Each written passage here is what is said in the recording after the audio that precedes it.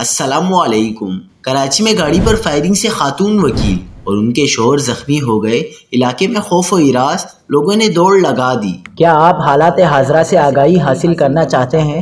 خبر کے پیچھے چھپے اصل حقائق جاننا چاہتے ہیں تو ابھی سبسکرائب کیجئے جلمل پاکستان کو اور ساتھ ہی گھنٹی کے نشان پر کلک کر دیں۔ آپ کو بتاتے چلیں کہ کراچی کے علاقے گلشن اقبال میں نامعلوم ملزمان کی فائرنگ سے خاتون وکیل اور ان کا شوہر زخمی ہو گیا۔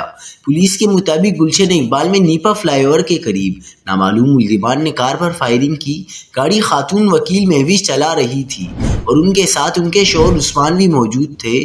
پولیس کا بتانا ہے کہ فائرنگ سے گولی ایڈوکیٹ مہوش کے شوہر کو لگی اور وہ خود بھی معمولی زخمی ہو گئی۔ ایڈوکیٹ مہوش کا کہنا ہے کہ ملزمان نے مجھے ٹارگٹ کر کے قتل کرنے کی کوشش کی۔ میں ڈرائیونگ کر رہی تھی اور میرے شوہر عثمان ساتھ بیٹھے تھے۔